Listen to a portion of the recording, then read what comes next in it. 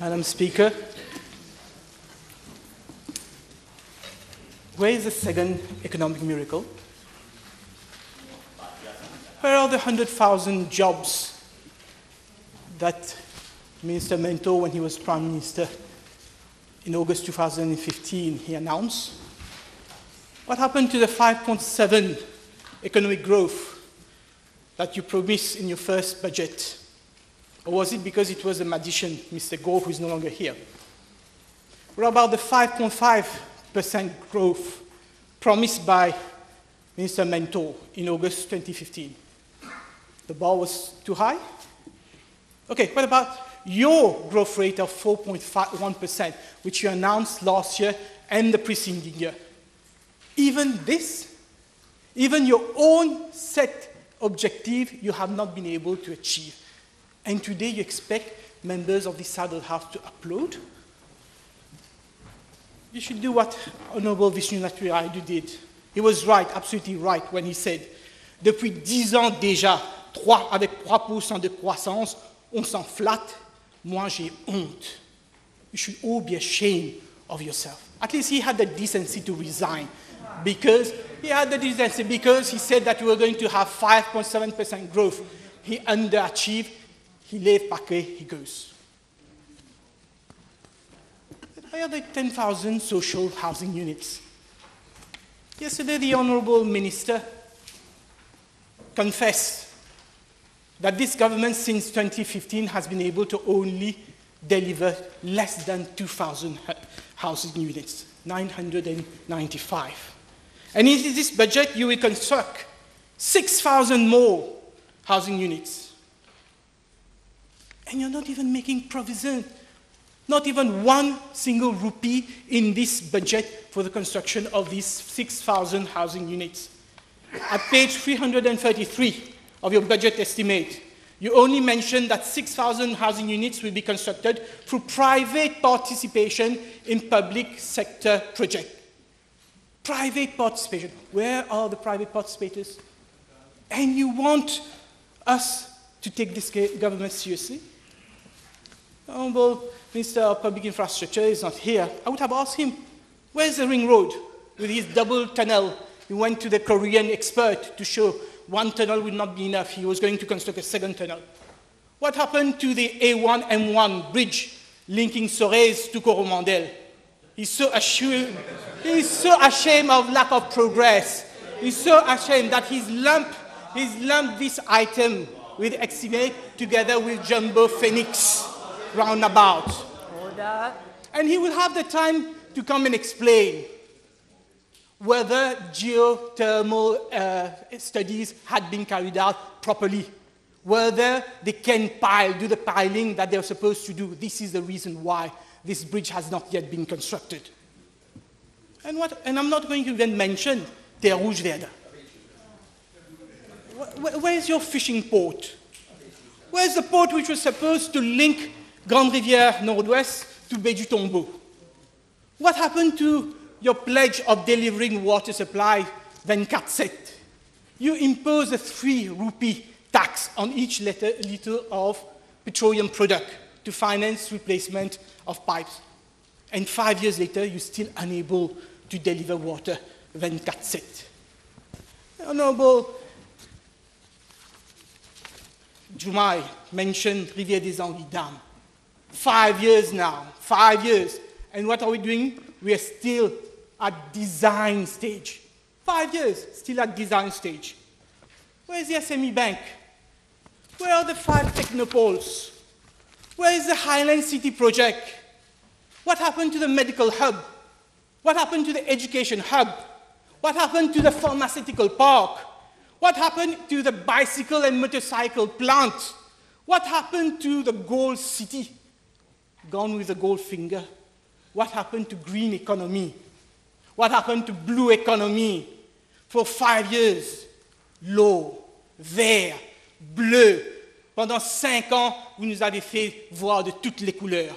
Mais au final, vous nous laissez dans une situation où presque tous les indicateurs économiques sont au rouge. C'est ça, votre bilan. Un catalogue de promesses non tenues. Et vous vous en réjouissiez.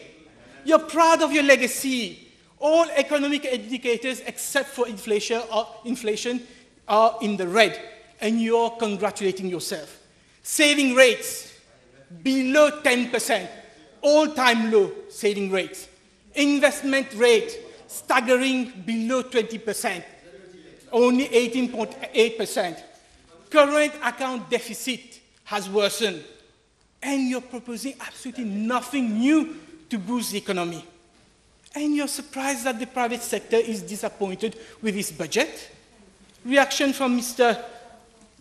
Patrice Robert and Ms. Lilowanti Ramjan of MEXA in le Mauricien of 11th of June.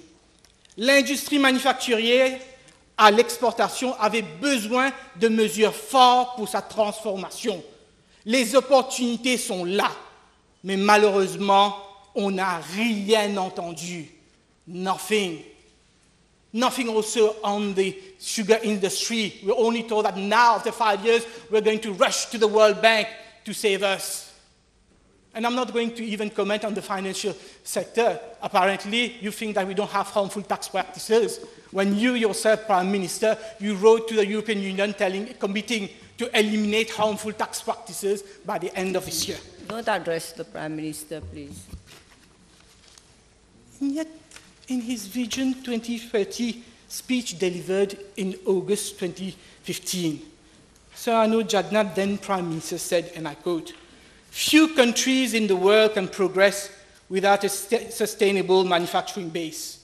Manufacturing today accounts for about 18% of the economy, and we aim to increase its share significantly to 25% within the next 3 years." 4 years later, what is the situation? Answering to a PQ, which I asked on the 21st of May last month, the Honourable Minister of Industry and Commerce informed the House that 34 manufacturing enterprises ceased operations since January 2015. 34. This has resulted in 3,411 job losses. You announced 5,000 new jobs in the manufacturing sector. 4 years later, 3,411 job losses, and the situation is worsening. Budget deficit is maintained as 3.2% of GDP. But who trusts this figure, Madam Speaker? It does not include expenses paid out of the special funds. It does not include expenses incurred by your special purpose vehicles. After all, the hallmark of this government has been to create special purpose vehicles to stay away from budgetary control of this House. We have seen it for Metro Express, SPV by State Bank of Mauritius. We have seen it with Safe City Project, SPV by Mauritius Telecom. We have seen it with the underwater cable, SPV by Central Electricity Board. Why do you hide behind these SPVs? Why can't you tell the nation how much actually was spending? Why are we cooking up the books? Why so much window dressing? Why understate budget deficit to hide poor fiscal stewardship? And those advisors who are encouraging the government to use these horrible devices are certainly not doing a favor to their country.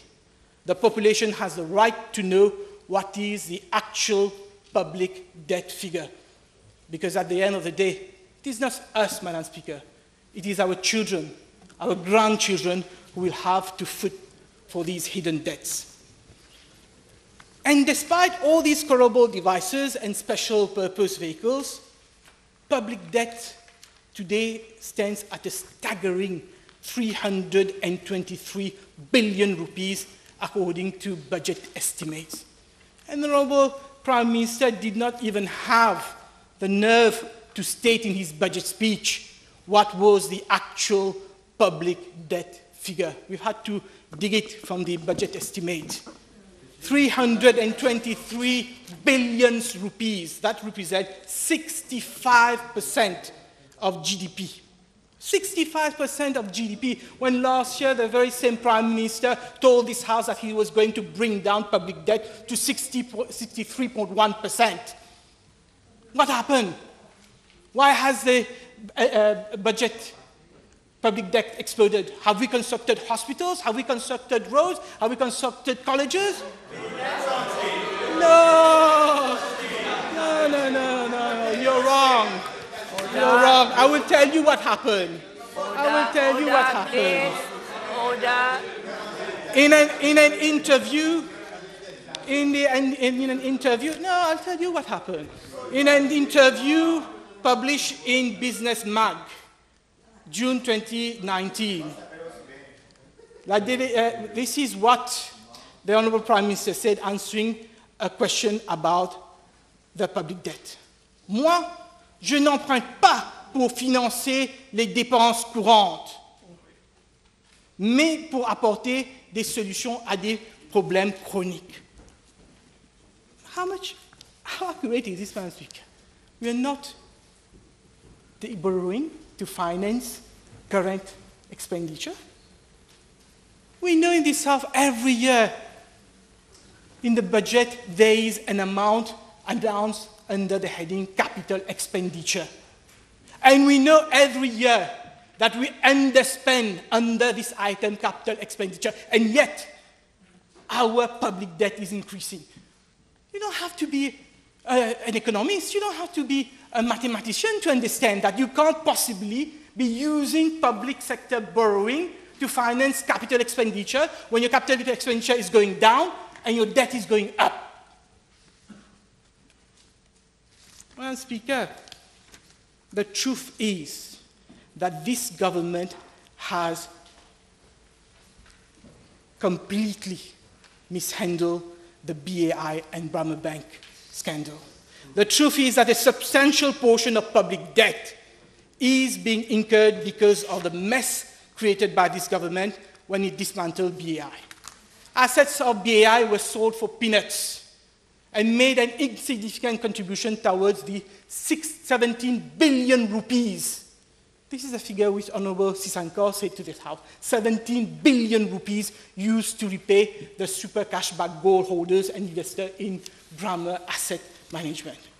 And who has fought for this? Us taxpayers. Government has already injected or guaranteed directly or indirectly 7 billion rupees to Banque. And they said that they were not going to put 1 cent for BAI, 7 billion rupees to Banque. And guess what, Madam Speaker?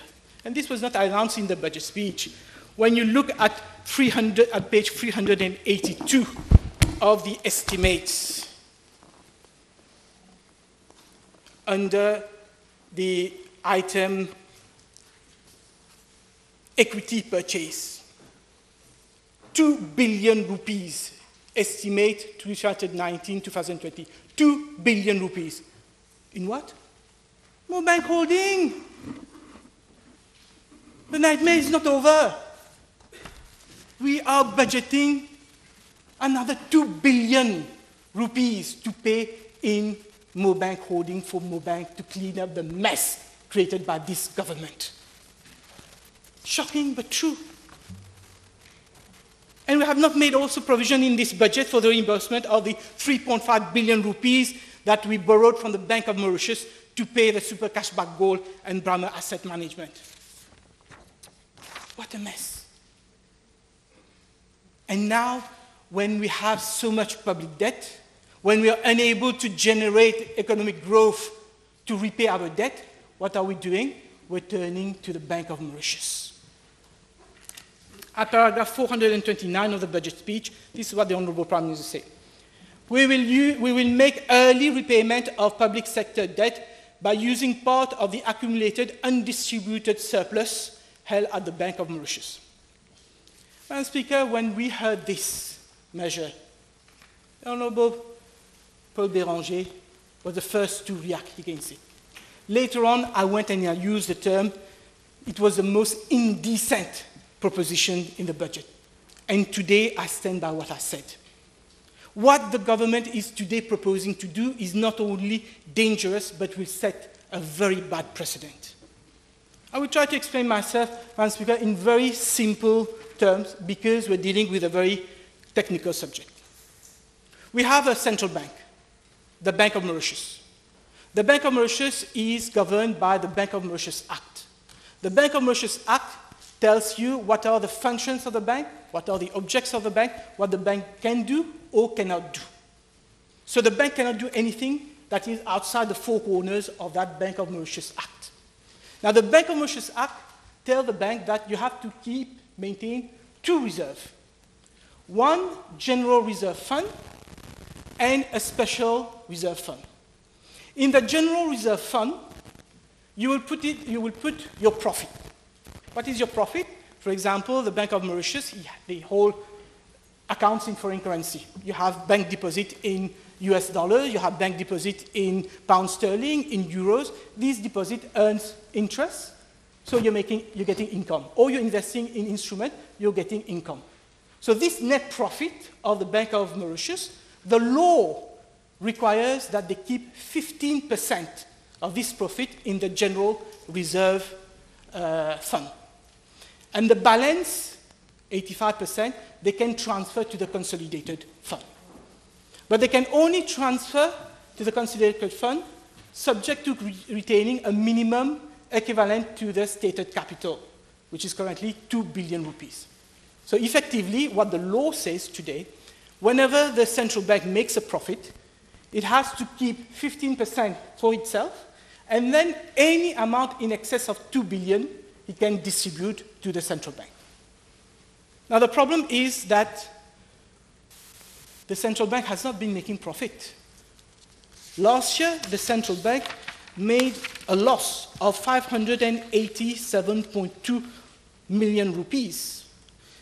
And in its annual report, the Bank of Mauritius stated, and I quote, that was the latest annual report, "It must be noted that the bank has since financial year 2014-2015 been making losses, except in financial year 2016-17, where it exceptionally made a net profit of 561.1 million rupees as a result of the disposal of some financial instrument."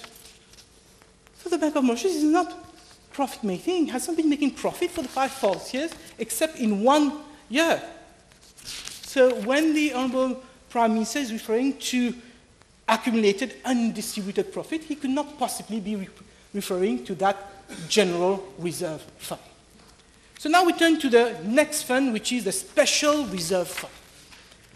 Now, what is this special reserve fund?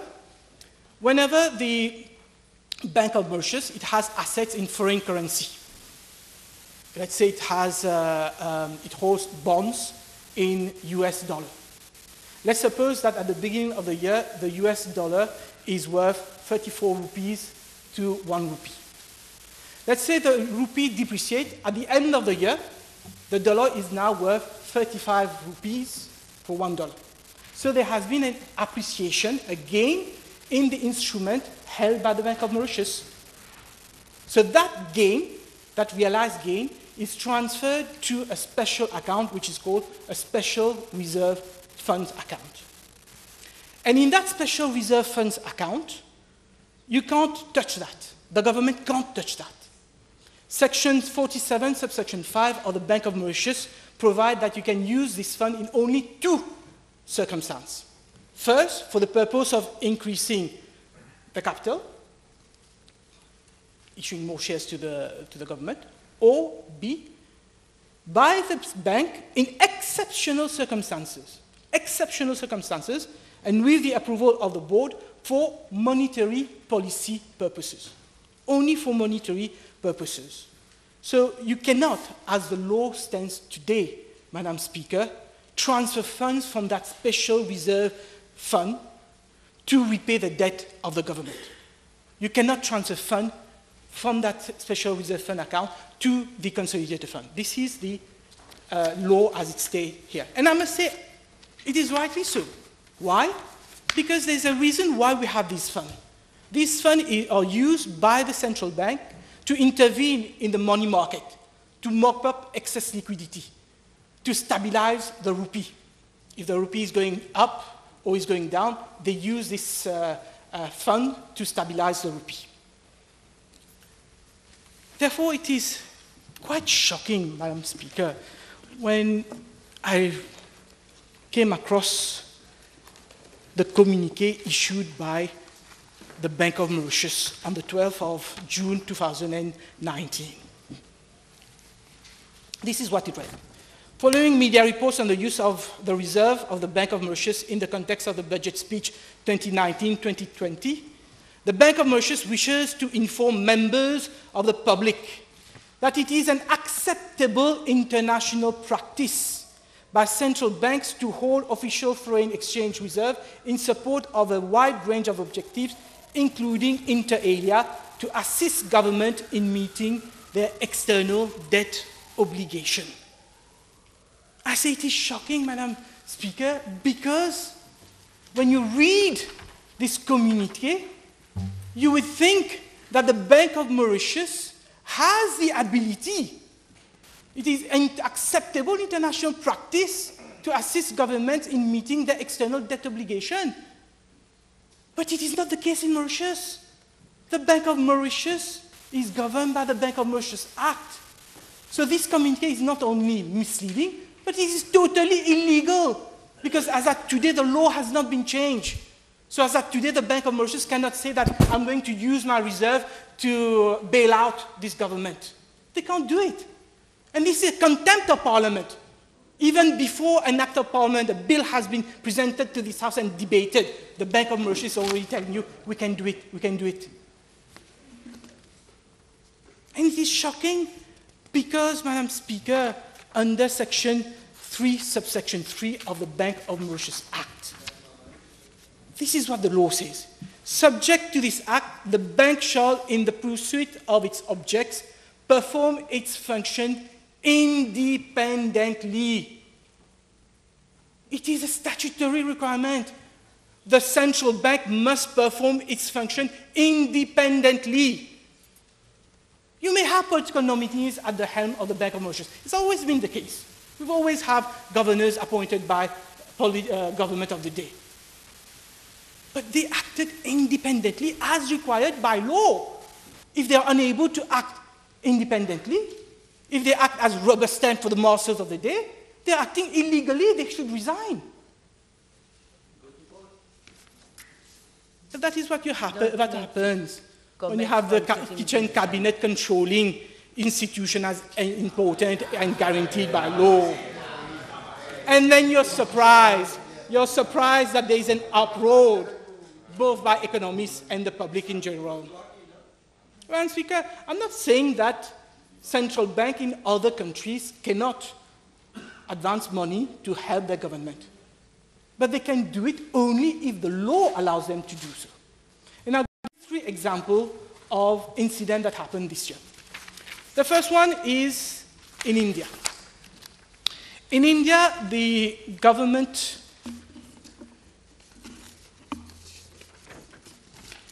the former minister, Mr. Piyush Goyal. Mr. Piyush Goyal said, and I quote, "The government is of the view that the capital reserve held by the Reserve Bank of India are among the highest in the world and is not being put in good use." And therefore, he wanted the Reserve Bank of India to transfer the excess reserve to meet the expenses of the central government. And guess what happened? The Reserve Bank of India has up to now resisted the pressure because they need adequate reserve for monetary policy operation to meet currency fluctuation, sterilization costs related to open market operation, credit risk, and other risks from unexpected increase in the expenditure. This is how an independent bank should respond to pressure from central government. Go and take lessons from India. Not rubber stamp whatever the minister of the day tells you just because you want to get a ticket in the next election. In Turkey, again, the government tried to put pressure on the central bank. The government needed to transfer 40 billion liras from the central bank legal reserve. And again, the Central Bank of Turkey put up a resistance, and the government of Turkey last month had to abandon its plan to tap in the central bank's reserve. In Sri Lanka, the situation was different. The economy was in a dire state, and the central bank had to assist the government with its financing need, and I quote, due to the delay in receiving expected foreign currency financial arrangements in January.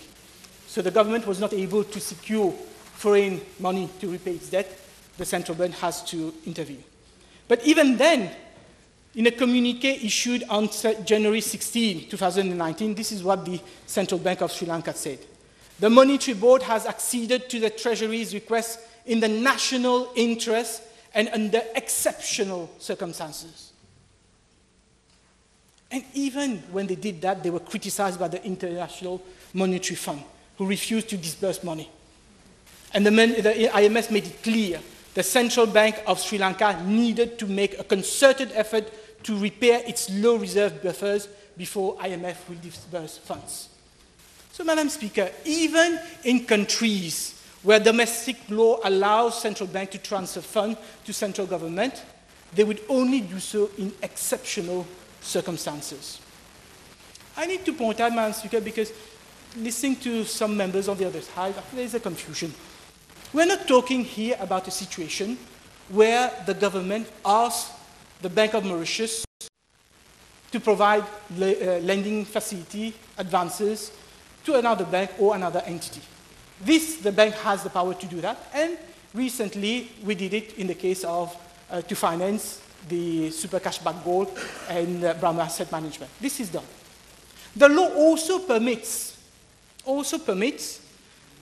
the Minister of Finance to ask the Bank of Mauritius to invest in specific projects for economic development. This is in section 6(1)(y) of the Act. The Bank of Mauritius, with the approval of the Minister of Finance, may subscribe for shares in any company set up for the purpose of facilitating economic development. So, the Honourable Prime Minister, as Minister of Finance, could have asked the Bank of Mauritius to, for example, acquire shares in Metro Express or Safe City or another company. The bank will then have to decide, the board will decide independently whether it is in their interest to do so or not, but the power was there. But nowhere, Madam Speaker, nowhere does the Bank of Mauritius Act allow the Bank of Mauritius to use its reserve to repay public debt. Now, when I look at the estimates, the Honourable Prime Minister is budgeting 18 billion rupees to be paid by the Bank of Mauritius to repay the government debt. However, Madam Speaker, when we look at the current accounts of the central bank, that is last year's account, we'll see the balance under general fund is 2.68 billion, balance under special reserve fund 13.4 billion, which made a total of 16 billion. Now, as I mentioned, 2 billion, you can't use 2 billion out of it. So essentially, under the general reserve fund, you have only 600 million. So where will the bulk of the money come? From the special reserve. Now, how would the special reserve make a profit? There's only one way. It will depreciate the rupee. It will depreciate the rupee so that it can make a realized gain and show that it has a lot of money in its special reserve fund. So this is depreciation. We're back to the 80s. We're back to devaluation. This is what this government is telling us. He's telling the Bank of Mauritius depreciate the rupee so that you can make a realized gain in foreign currency and use these 16 billion rupees, 18 billion rupees, and pay me so that I can pay my debt. And they are uploading this measure. Speaker, each intervener on the other side make reference to the unemployment rate. They all congratulated themselves because of this decrease in the employment rate. And I think I should set the record straight. According to figures published by the Statistics Mauritius. Official figures. I'm not going to use my own figures. Official figures from the Statistics of Mauritius. 2017. 2017. Number of persons in employment, 545,100 people. 2018, 1 year later, number of people in employment, 543,700. Honorable Rapporteur can help me here, but what he essentially says is that there are 1,400 persons less in employment. 1,400 persons less. So you're not creating job. No, you're not creating job. You're not creating job. This is what the statistics says. Statistics Mauritius says employment in 2017, people in employment was 545,100. People in employment in 2018 was 543,700. So there's 1,400 less people. The reason why your rate of employment is going down is not because you're creating jobs. It's because there are more people retiring every year than there are young people joining the workforce. Your work base is equally. They are not saying, this is how you calculate. This is how you calculate. This is how you calculate job. You're not creating job. You're not creating job. Don't cross talk. You're not creating job. And please, I can understand you don't understand this, but it is the truth. There are 1,400 people who lost their jobs last year, net. 1,400, not me. This is what Statistics Mauritius says. Now, we are very, very far from the 100,000 jobs that you promised in 2015. But more alarming, Madam Speaker, is the youth unemployment. The youth unemployment rate. Again, I will use the official statistics.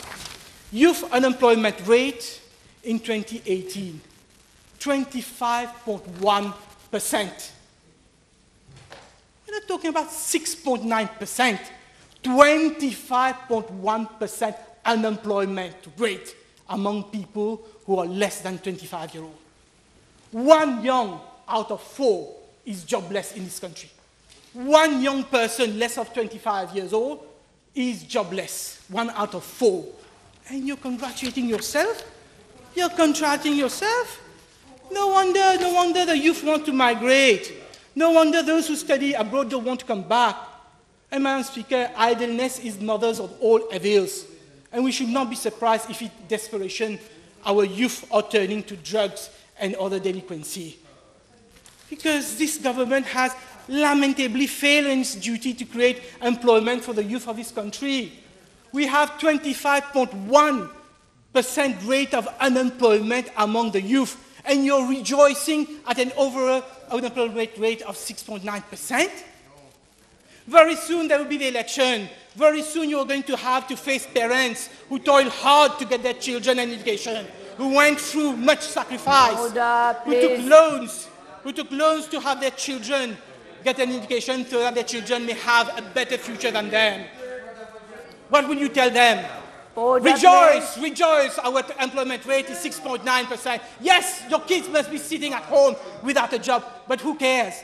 We have reduced unemployment rate to 6.9%, even if 25% in your house. And Madam Speaker, again, in his interview to Business Magazine, this is what the Honourable Prime Minister said. Le taux de chômage est à son plus bas depuis une décennie. En est un exemple. Je peux comprendre qu'on fasse de la politique, mais pas de la désinformation. Pas de la désinformation. So Statistics Mauritius today is doing de la désinformation. Because this is what Statistics Mauritius says in its report of May 2019. Page 12. Trend in youth unemployment, 2008 to 2018. We're talking about the decade. The Honorable Prime Minister said it is at the lowest since one decade. This is what statistics measures say. From a rate of around 19.3% in 2008, 19.3% in 2008, youth unemployment rate followed an increasing trend to peak at 26.3% in 2015 under this government. It declined to 23.9% in 2006, after which it increased gradually to 25.1% in 2018. It is on its increasing trend. It is not lowest. It was lowest in 2008 when it was 19.3. It peaked at 26.3 in 2005. Now it is 25%. This is not disinformation. This is reality. You have not been able to create jobs for people who are less than 25-year-old. This is the reality. You have increased unemployment among people who are aged less than 25 years old. And Speaker, the other people, the other honourable members on the other side also brag about reducing the price of petroleum products. Disinformation. Let me remind the House what happened with petroleum products. When the government took office, the last published price structure of petroleum product in December 2014. Contribution to Build Mauritius Fund was 1 rupee per litre. Excise duty was 10 rupee 80 for mogas and 3 rupee 30 for gas oil. January 2015, days after coming into power, what did this government do? They increased the contribution to Build Mauritius Fund from 1 rupee to 4 rupees. Additional 3 rupees were supposed to be used for investment to upgrade and modernize water supply and distribution. 4 rupees. Taxpayers' money. And then in budget 2017-2018, the Build Mauritius Fund was wound up, and these 4 rupees were passed on to excise duty. So that excise duty was no longer 10 rupee 80, it became 14 rupees 80 for mogas, and it became 7 rupee 30 for gas oil. So for 5 years, they've been taking money out of customers of petroleum product. For 5 years, they've been accumulating money. For 5 years, we on this side of the House, we've been telling them, please reduce tax, please reduce tax, please reduce tax. And today, when they decide to reduce it, everybody is tapping their head. And they're not even reducing it by the 3 rupees they put. They're reducing it by only 2 rupees 60. Even then, they can't. They have to keep hold of these 40 cents. You increase the tax. You increase the price. Now you reduce it. Hein? And you want us to congratulate you? Vous êtes même mes taxes, vous êtes même tiers tax. And everybody is tapping, clapping. Yes, yes, we've reduced the price. We have reduced the price of petroleum product. And what about the LPG gas? LPG cooking gas. LPG cooking gas. Everybody also on the other side are bragging about we reduced LPG cooking gas, LPG cooking gas. Let me remind the House again. When they came into power in December 2014, contribution to subsidy on LPG, flour, and rice. There was 1 rupee 50 on each litre of mogas and gas oil. 1 rupee 50. What did this government do? They increased that contribution, that tax, that levy, from 1 rupee 50 to 2 rupees 70 on each litre. They increased the levy by 80%. They tax consumers 80%. And at the same time as they were taxing consumers, the price of LPG on the world market was crashing. But they did not reduce the price of cooking gas. Instead, what happened? The State Trading Corporation made a windfall gain and transferred billions of rupees to the government coffers. Last year in the PNQ, the Honourable Leader of Opposition dealt extensively on this. And in my budget speech last year, I also dealt with it. But the bottom line, Madam Speaker, is today when they are telling you that they are reducing the price of cooking gas, they're not doing us a favour, because we've already charged for, they've already been paying taxes for that. We've been already taxing, they've already taxed us for 272 rupees 70 on each litre to reduce cooking gas, which they haven't done. And in any event, they're not reducing the price of cooking gas because they're developing growth and they have money. No. Because the price of LPG today is half of the price it was when they took office in 2014. Madam Speaker, with your permission, I would like now to make some comments on some of the intervention which we've had to listen, unfortunately, yesterday from members on the other side. Whether you like it or not, les élections sont derrière la porte. And it is with a sense of pride that I can say that it is thanks to us, the MMM, that we have election every 5 years.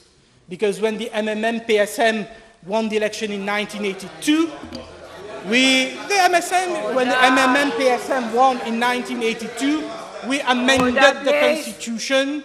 We amended the Constitution to make sure that general election cannot be postponed. Section 57, subsection 2 of the Constitution provides.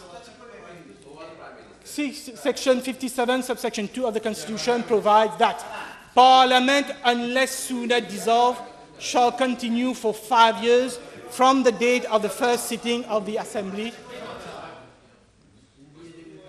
Can we have some order, please? I will not allow anybody to ask questions. Parliament, unless sooner dissolved, shall continue for 5 years from the date of the first sitting of the Assembly. After any general election, and shall then stand dissolved. The first sitting was Monday, 22nd of December 2014, so Parliament will stand dissolved 22nd December 2019, whether you like it or not. Election will be coming, whether you like it or not. And you will not be able to postpone the general election like you did last year when you postponed the village elections. You will not be able to postpone. Right? And this government knows how unpopular they are. Ministers and MPs from the other side knows how unpopular they are. They know how many of them will not get tickets. They know how many of them will not get tickets in the next election. So the boot-leaking operation has begun. Now they are competing with each other as to who will be praising the Honourable Prime Minister most. Only superlatives, you know. Some will go as far as saying that he has divine protection. He is the chosen one, the Messiah. Which reminds me what someone used to call our former Prime Minister, un petit peu plus petit bon Dieu. Un petit peu plus petit qui bon Dieu. Mais sachez, Madame la Présidente, que tout flatteur vit aux dépens de celui qui l'écoute. Et la population regarde ces flatteurs de bas étage avec dédain, with contempt. Madam Speaker, yesterday, Honourable Sominaden referred to Betamax, to Midpoint, to City Power. I can understand that he feels, very vulnerable because, reading the newspaper today, I hear that you're being replaced by, kitchen cabinet. So I hope not. No, because, I couldn't understand why would you refer to Midpoint? I couldn't understand why you would refer to Midpoint. Because they just say it loud and clear. Midpoint was, Midpoint is, Midpoint remains le scandale du siècle. The government bought a decrepit old building. Order, please. Order. Please. If we don't have order, I'll have to suspend. Can we have some order, please? Order.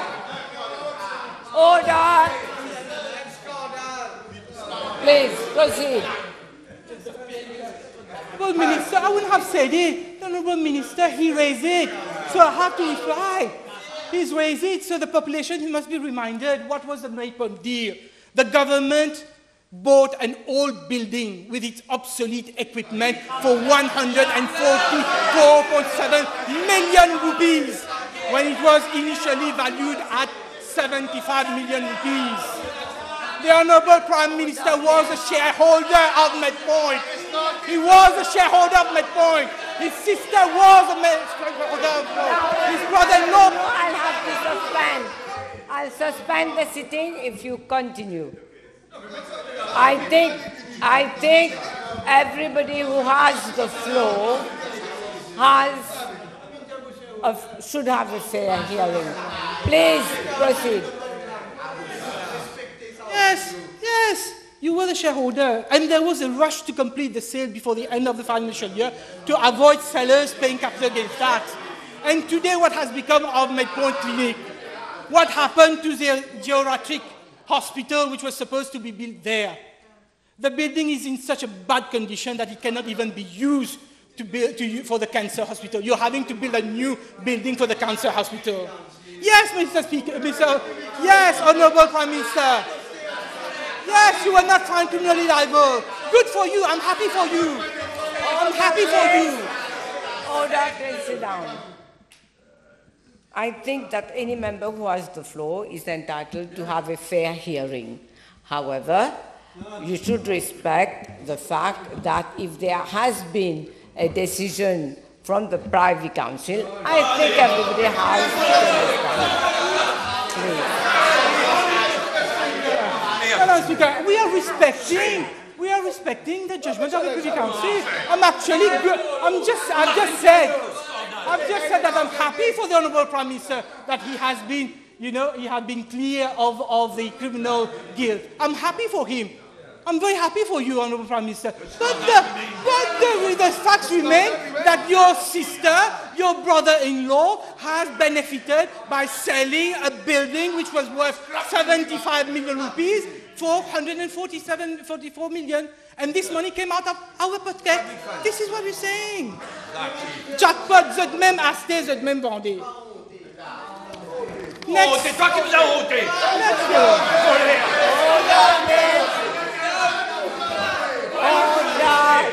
Order. I suspend the sitting then. Honourable Bhagwan, please. On both sides, please. No, are you threatening me? No, I'm not threatening you. No, you can't threaten me. If you threaten me, I'll have to suspend. If you threaten me, I will have to suspend. Right? I will not allow anybody to threaten me. I'm not threatening you. Right? I'm asking you to come and Okay. If you are saying that you're not threatening me, I accept. But please, I will not allow anybody, be it on this side or on this side. I will not allow anybody to threaten me.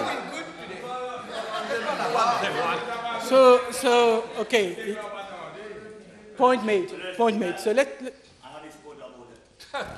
From a sitting position, I have heard Honorable Béranger saying voler to the Prime Minister. May he withdraw. Honorable Béranger did you say? I didn't pinpoint anybody. I'd say that in general.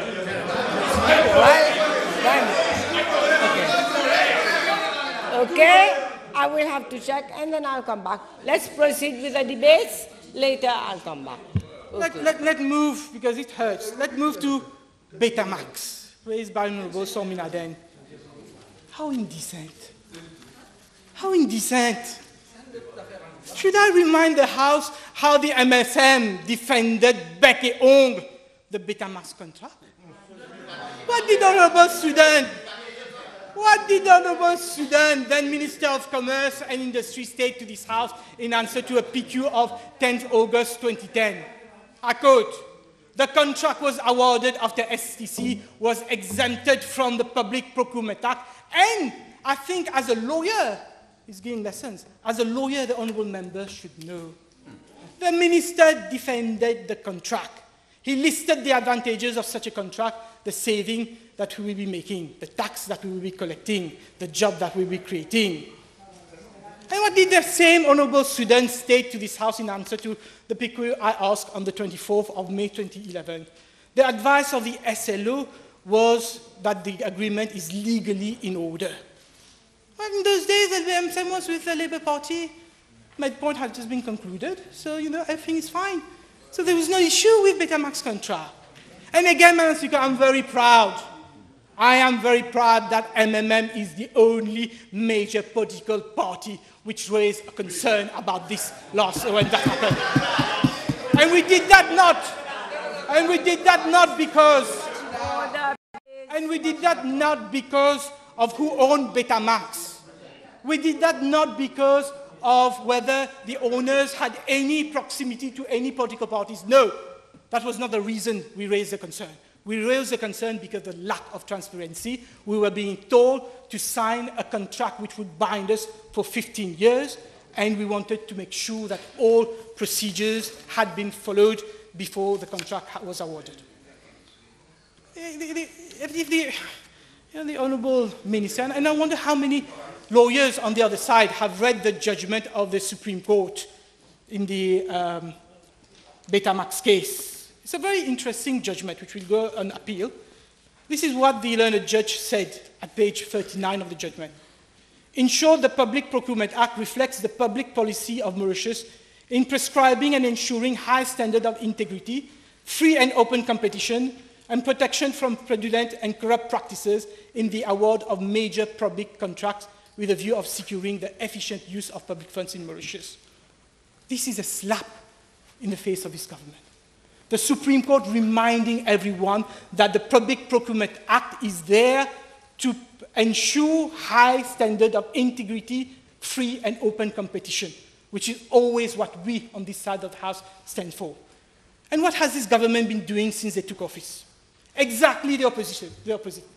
They have amended the Public Procurement Act in 2015, in 2016, in 2017, in 2018, just to exclude contracts from the purview of Public Procurement Act, just to exclude a series of corporations from the purview of the Public Procurement Act.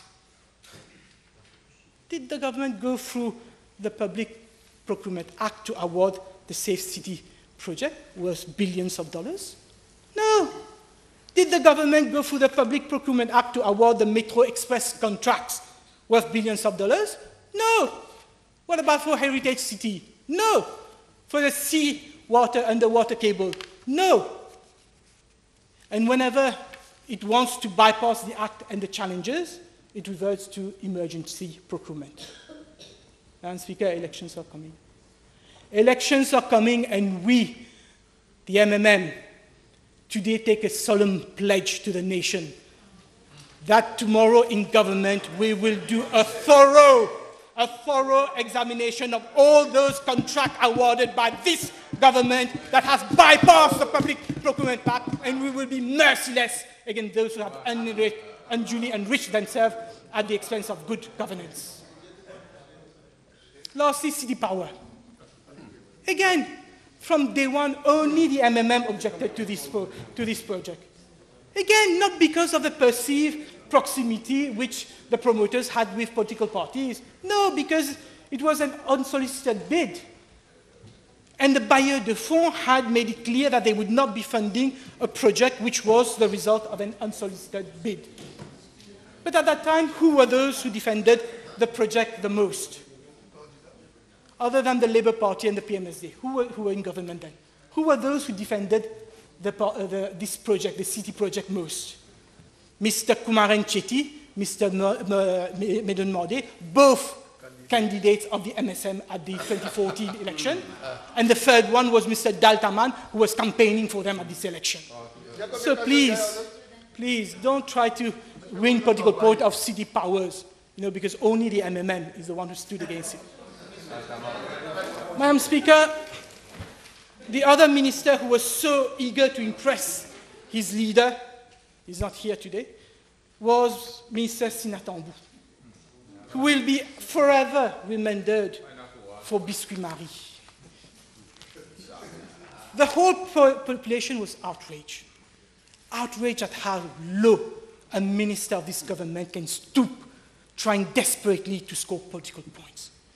Everybody knows, Madam Speaker, that it is us, the MMM, who, as far back as 1976, rose the issue of sovereignty over the Chagos Archipelagos. And ever since that day, we have relentlessly thought to claim back our sovereignty, not only over Chagos Archipelago, but also over Tromelin, which for 5 years we haven't done anything about. Our sovereignty over Tromelin, be it in national forum, be it in international forum. The MMM has always stood by the side of Chagosiens. Our deputy leader, Madam Speaker, Mrs. Ariane Navarre-Marie, former minister, former junior minister, several times elected members of parliament, is a daughter of Chagosiens. So how can we not be by the side of Chagosiens? And we need to applaud today all those people who, in and out of Mauritius, have campaigned long and hard for us to get back our sovereignty over the Chagos. Starting with the Chagosiens themselves and their group, such as Comité Social Chagosien et Groupe Réfugiés Chagos, the likes of Mrs. Nadège Velour, Mr. Olivier Bancoult, but also Mr. Fernand Mandarin and Miss Lisette Talade and other numerous Chagosians who is no longer with us today. We must also thank, Madam Speaker, all those anonymous people who have been financing the Chagosians in their struggle, the lawyers, the lobbyists, the social workers, the journalists, the religious people. They all deserve to be applauded. Madam Speaker, the struggle to get back our Chagos Archipelago certainly did not start with a decision of this government to refer the matter to the International Court of Justice.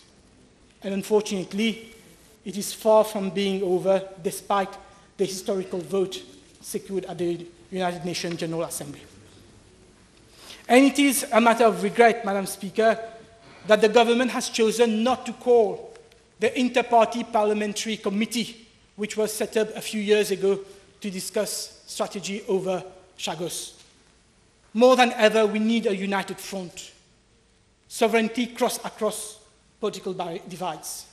And yet, Minister Sinatambou would like us to believe that only this government has at heart the Chagosians and our sovereignty over Chagos Archipelago. How intellectually dishonest. Let me refer him to the embassy, the propaganda machine of this government. February 27, 2019. This is what they say. Un jugement formidable. C'est ainsi que Paul Béranger qualifie le ruling de la Cour de la Haye. Le leader des Mauves, qui s'est exprimé lors d'une conférence de presse ce matin, 27 février 2019, a appelé la Grande-Bretagne d'entamer des discussions avec Maurice pour compléter le processus de décolonisation. Paul Béranger a aussi salué Sir Anirudh Jagnat et les Chagosiens pour leur contribution dans cette affaire. And how intellectually dishonest, trying to say that we did not applaud, we're not happy what this government has done. That was when the decision of the International Court of Justice was out. We congratulated Sir Anirudh Jagnat, but we also congratulated all the other Chagosians, which was omitted from the budget speech of this Honourable Prime Minister. Yes, we need to congratulate what the Honourable Sir Anirudh Jagnat did, but we should also not forget what all the other people in Mauritius and outside of Mauritius did for us to get our sovereignty back. That was when the judgment came out. When the vote of the United Nations Assembly came out, again we rejoice this victory. This is what was reported in Le Mauricien of the 23rd of May 2019. Paul Béranger, c'est un vote formidable. C'est un vote formidable malgré la campagne intense menée par les États-Unis et la Grande-Bretagne. Malgré bonne pression qui Anglais et Américains fin faire dans ce dossier-là, pour le moment, nous guettons dans cette direction-là, mais nous pouvons analyser les résultats et les votes qui finissent là des pays et que nous pouvons faire commentaire. So even after the vote, we reacted immediately and congratulated and was happy. And Honorable Ania Tambou would like us to believe, would like the population to believe that we're not happy about what is happening for the Chagosians.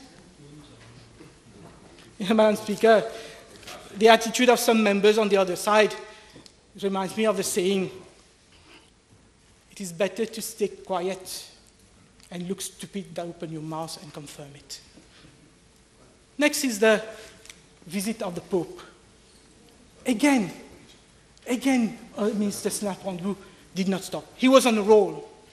He then accused the opposition of not being happy with the decision of the government to decree the day the Pope would visit Mauritius at public holiday. Let me remind the House what Honorable Béranger stated in the MMM press conference of Saturday, 30th of March, 2019, on the very first public appearance he made after learning about the Pope visit. The whole recording, Madam Speaker, the whole recording of the press conference is on the Facebook page of MMM TV and can be consulted on anyone. This is what he said, and I quote. Nous saluons la visite du pape à Maurice et aussi à Madagascar et au Mozambique, et nous sommes à Bandimoun qui fin demander que le 9 septembre, le jour que l'Église catholique pour célébrer la messe à Marie-Reine de la Paix, le 9 septembre, décréter un jour de congé public. This is what we said as far back as 30th of March 2019. We joined, we didn't take credit for it. We say we joined our voice to all the others who before us have requested that the 9th of September be made a public holiday. Now that you know the truth, would you apologize? Would Honorable Minister Sinavongo apologize for his unjustified comments, for his motives, this improper motive that he has put on us?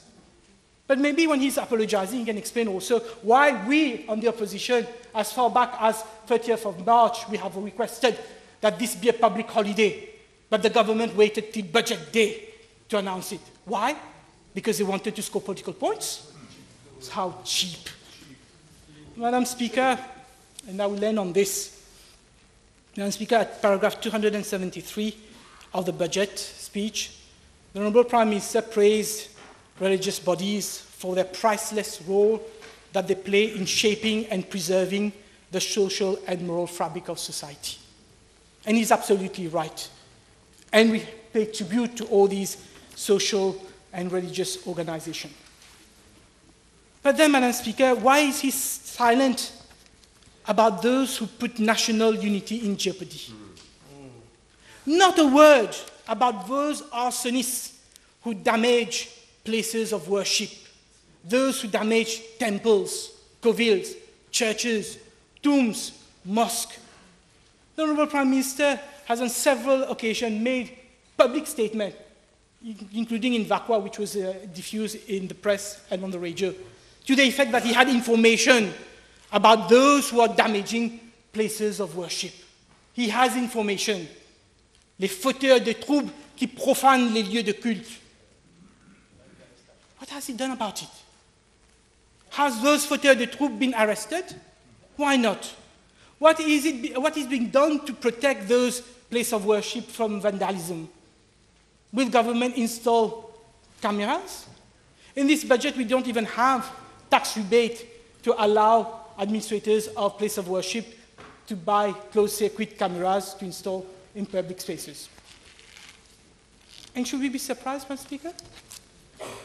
Should we be surprised at the reaction of the Honourable Prime Minister when he has up to now failed to sanction Honourable Gayan, who said, dans la communauté musulmane, il n'a honneur clean quand il suffit marier quelqu'un qui se famille pas accepter, la famille a tout certifié là.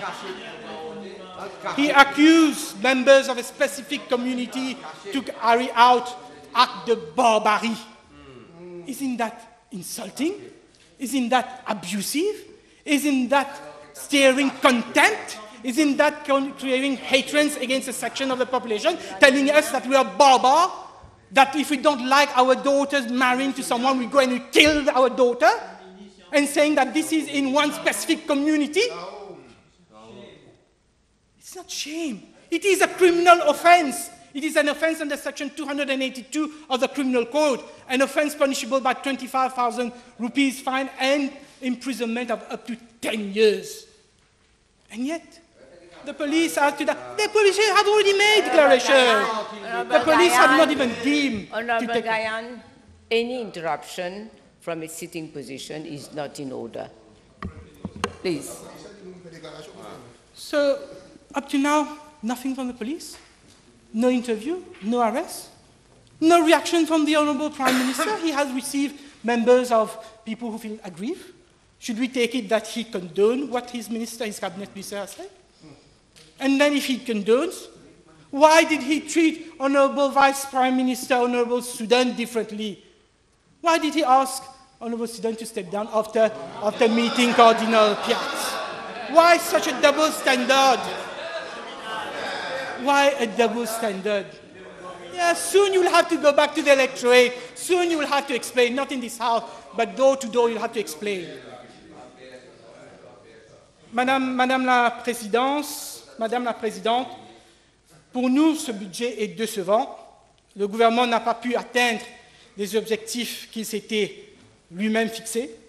Ce n'est pas un budget de relance, ce n'est pas un budget qui va créer de l'emploi, ce n'est pas un budget qui va résoudre les problèmes sectoriels que font face les opérateurs économiques, que ce soit dans le secteur manufacturier, dans l'industrie sucrière, dans le domaine touristique, dans la pêche ou même dans le secteur financier.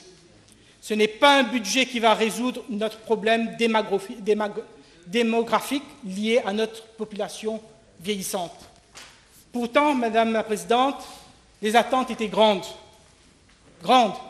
mais aujourd'hui, les retraités sont déçus, les fonctionnaires sont déçus, la population est déçue. Seul point positif, c'est le dernier budget de ce gouvernement. Vivement une autre équipe économique, vivement un autre gouvernement après les prochaines élections. Merci.